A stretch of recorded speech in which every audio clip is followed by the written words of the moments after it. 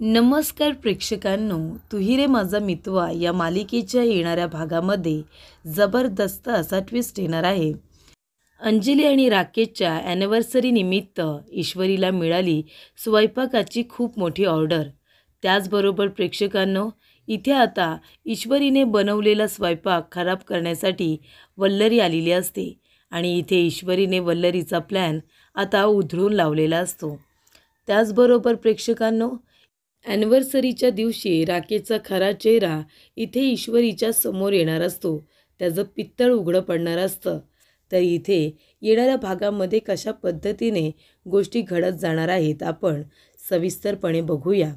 तर इथे अंजली आणि ईश्वरी या दोघीजणी खूप चांगल्या मैत्रिणी आहेत, आपल्याला माहितीच आहे. आणि त्याच्यामध्ये आता अंजली आणि राकेश या दोघांची ॲनिव्हर्सरी आलेली असते.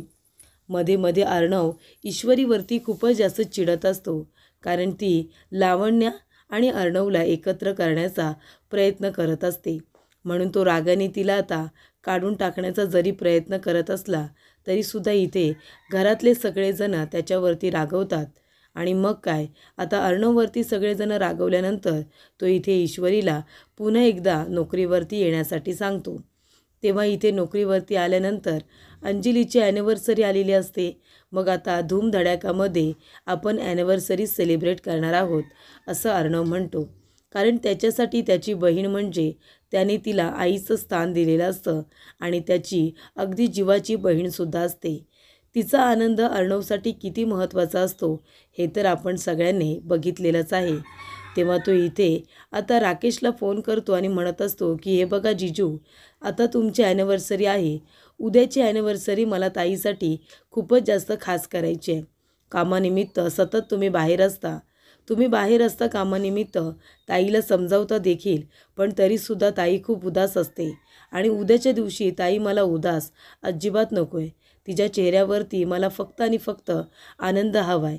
तेव्हा तुम्ही तो आनंद टिकून ठेवायचा.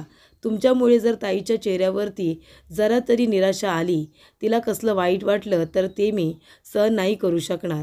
तेव्हा मी तुम्हाला एवढंच सांगतो आहे की उद्याचा दिवस ताईसाठी आपल्याला स्पेशल बनवायचा आहे. तेव्हा मला कुठलंही कारण नको आहे. तुम्ही लवकरात लवकर इथे यायचं आणि ॲनिव्हर्सरीसाठी ताईला सरप्राईज द्यायचं. तेव्हा इथे आता अर्णवने त्याला व्यवस्थितरित्या समजावलेलं असतं. तेव्हा राकेश म्हणतो, अर्णव, तू अजिबात काळजी करू नको. उद्याचा दिवस अंजलीसाठी खूपच जास्त स्पेशल असेल. मी तिच्या डोळ्यामध्ये कधीच पाणी येऊ देणार नाही.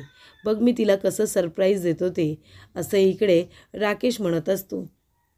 त्यानंतर इथे आजी आता ईश्वरीला म्हणत असते की सगळेजण प्लॅनिंग करत असतात ना. तेव्हा आजी म्हणते की मी काय म्हणते, आपण आता जेवणाची ऑर्डर बाहेर देत असतो, बरोबर की नाही. पण आपल्या घरामध्ये एक अशी मुलगी आहे जी स्वयंपाक खूपच जास्त उत्तम बनवते, ती पारंगत आहे. तेव्हा सगळेजण म्हणतात कोण. तेव्हा आजी म्हणते की ईश्वरीच्या हाताला किती चव आहे आपल्याला तर माहितीच आहे. आणि आपण ॲनिव्हर्सरीसाठी किती लोकांना बोलावतो, तर आपण नेमक्याच लोकांना बोलवतो, आपल्या जवळच्या ऑफिसमधल्या सर्वांना बोलावतो. तेव्हा मला असं वाटतं आहे की आपण जेवणाची ऑर्डर जर ईश्वरीला दिली तर. तेव्हा इथे ईश्वरी म्हणते की एवढ्या सगळ्या माणसांचं जेवण मी कसं काय बनवणार ना. तेव्हा इथे अंजली म्हणत असते, अगं असं काय करतेस, तुझ्या हाताशी 1-2 माणसं आपल्या घरातलीच कूक आहेत आणि त्याच्यामध्ये नम्रतासुद्धा आहे. तुझी बहीणसुद्धा उत्तम स्वयंपाक बनवते, मला माहिती आहे ना. तेव्हा इथे ईश्वरी म्हणत असते की हो, ते तर आहेच. तेव्हा इथे आजी म्हणते की बाहेरसुद्धा आम्ही कुणाला तरी ऑर्डर देऊ, ती ऑर्डर आम्ही तुला देतो. तशीही तुला पैशांची गरज आहे. मग आता तुला एवढी मोठी ऑर्डर मिळाली तर तुला चांगले पैसे मिळतील, मी त्याचासुद्धा विचार करते. तेव्हा इथे ईश्वरीला आनंद होतो. ती म्हणते ठीक आहे, फक्त काय काय बनवायचं आहे ना ते सांगा. तेव्हा आजी म्हणते की काय काय बनवायचं आहे त्याची ऑर्डर आम्ही तुला देतो आहे. जे काही आणायचं आहे त्याची लिस्ट करून घे आणि ती लिस्ट तू आम्हाला दे. सामान सगळं इथे आम्ही आणू. सगळं सामान इथे आणलं जाईल. उद्या सकाळी तुम्ही लवकरच या आणि स्वयंपाकाला सुरुवात करा. इथे किचनमध्येच तुला सगळे पदार्थ बनवायचे आहेत. तरी इथे आता 4-5 पदार्थांची लिस्ट तयार करायची असते. त्याला लागणारं सगळं सामान तिला मागवायचं असतं. ती लिस्ट तिने आता इकडे कुककडे दिलेली असते आणि ते सामानसुद्धा मागवलेलं असतं. पण इथे फक्त ईश्वरीला आणि नम्रताला येऊन अर्णवच्या किचनमध्ये स्वयंपाक बनवायचा असतो. तेव्हा इथे ईश्वरीने स्वयंपाकाची सगळी जबाबदारी घेतलेली असते आणि अर्णवने इथे आता अंजलीच्या ॲनिव्हर्सरीची सगळी तयारी करायला घेतलेली असते. सगळी सजावट असू दे, डेकोरेशन असू दे, सगळं काही उत्तम बनवलेलं असतं. तेव्हा आजी म्हणत असते की अंजलीला सगळ्यात जास्त खीर आवडते. तिची आता ॲनिव्हर्सरीमध्ये स्पेशालिटी म्हणजे काय, तर खीर असेल सगळ्यांसाठी. तेव्हा ईश्वरी म्हणते, तुम्ही फक्त आता खीर खाऊन बघा कशी बनवते ते. तेव्हा इथे अंजली आता घरी जाते आणि सगळ्यांना सांगते की आपल्याला आता खूप मोठी जेवणाचीसुद्धा ऑर्डर मिळाली. त्यातून आपल्याला खूप छान पैसे मिळतील. आपल्याला लोन फेडायचं आहे ना, तर या पैशांची मदत आपल्याला नक्कीच होईल. आत्या, तू अजिबात काळजी करू नको, असं ती वसू आत्याला म्हणते. तेव्हा इथे वसू आत्या, नम्रता सगळेजण खुश होतात की जेवणाची एवढी मोठी ऑर्डर आपल्याला मिळालेली आहे. त्यानंतर इथे ॲनिव्हर्सरीचा दिवस असतो. तेव्हा राकेश आता इथे मध्यरात्रीच आलेला असतो अंजलीला सरप्राईज देण्यासाठी. तेव्हा तो इथे रूममध्ये येतो आणि तिच्या जवळ जातो आणि तिला प्रेमाने हॅपी ॲनिव्हर्सरी विश करून तिला बुकेसुद्धा देतो. तेव्हा अंजलीला फारच आनंद होतो. ती म्हणते, अरे वा, तुम्ही आलातसुद्धा, ते सुद्धा एवढ्या लवकर. तेव्हा इथे राकेश म्हणतो की मग आज आपली ॲनिव्हर्सरी आहे, मग तुला सरप्राईज तर द्यायचं होतंच ना. तेव्हा तो तिला बुके देत असताना अंजलीमध्ये त्याला इकडे आता ईश्वरी दिसत असते आणि तो म्हणतो की तुम्ही याआधी एवढ्या सुंदर कधीच दिसला नाहीत. तेव्हा ती म्हणते, काय, तुम्ही याआधी मला अशी कॉम्प्लिमेंट कधीच दिलेली नाही आहे. तेव्हा इथे राकेश बघतो तर काय, ती अंजली असते. तो ईश्वरी समजून तिला ही कॉम्प्लिमेंट देतो. नंतर तो इथे सावरासावर करतच असतो. आता ईश्वरी आणि नम्रता दोघीजणी सकाळपासून स्वयंपाकाला लागलेले असतात. राकेशला ते काही माहिती नसतं की ईश्वरी पुन्हा किचनमध्ये आलेली आहे आणि ती स्वयंपाक बनवते. तो रूममध्येच असतो आणि त्यानंतर इथे बाहेर तो एकटा छान वावरत असतो, कारण त्याला माहिती नसतं की ईश्वरी आलेली आहे. त्याचबरोबर इथे आता ईश्वरीने सगळा स्वयंपाक तयार केलेला असतो आणि खीरसुद्धा बनवलेली असते. पण इथे वल्लरीला आता काही ना काहीतरी कांड करायचाच असतो.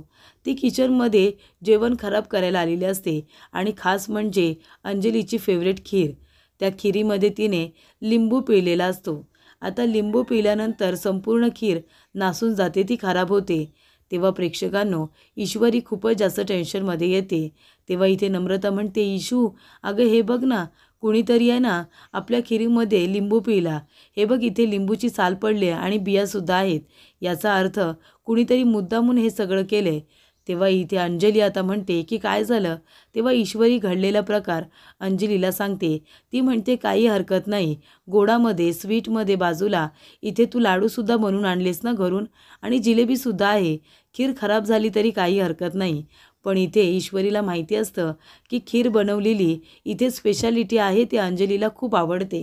तेव्हा इथे फ्रीजमध्ये ईश्वरीने आता थोडेसे तांदूळ उकडवलेले ठेवलेले असतात आणि त्याचबरोबर दूधसुद्धा गरम करून ठेवलेलं असतं.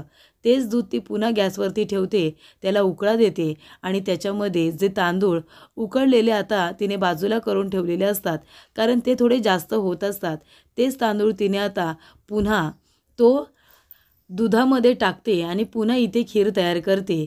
वल्लरीला त्याबद्दल काहीच माहिती नसतं. खीर तिने पुन्हा एकदा तयार केलेली असते आणि तीसुद्धा उत्तम पद्धतीने. तर इकडे सगळा स्वयंपाक तिने अगदी साजरं संगीत बनवलेला असतो. मराठमोळे सगळे पदार्थ, मसाले भात असू दे, नाहीतर इकडे आता वाटाण्याची उसळ असू दे, हे सगळे पदार्थ ज्याची लिस्ट तिला बनवून दिलेली असते, त्याचे सामान तिने सगळं ऑर्डर करायला सांगितलेलं असतं आणि उत्तम पद्धतीने सगळे पदार्थ बनवलेले असतात. आणि इथे आता सगळे पदार्थ तिने बाहेर लावूनसुद्धा ठेवलेले असतात. तेव्हा ईश्वरी आता केक घेऊन बाहेर येते. तेव्हा इथे अंजली म्हणते, चला, सगळी तयारी झाली आहे ना, लवकर बाहेर या. तेव्हा ईश्वरी केक घेऊन येत असताना इथे राकेश तिला बघतो. मग काय, राकेशची पाठ आधी ईश्वरीकडे असते आणि ईश्वरीचा आवाज ऐकल्यानंतर हळूच राकेश मागे वळून बघतो आणि तिला बघताच तो तिथून पळून जातो. आता ॲनिव्हर्सरी असताना देखील राकेश आता ॲनिव्हर्सरीमधून गायब झालेला असतो. ते बघून इथे अंजली खूपच जास्त उदास होते. इथे सगळेजण त्याला फोन करत असतात की राकेश कुठे गेलाय म्हणून, पण इथे आता राकेश काही फोन उचलायला तयार नसतो. तेव्हा अर्णवला खूपच जास्त राग येतो. त्याने आधीच सांगितलेलं असतं की माझ्या बहिणीच्या डोळ्यामध्ये आज पाणी येता कामा नये, पण राकेशमुळे इथे पाणी आलेलं असतं.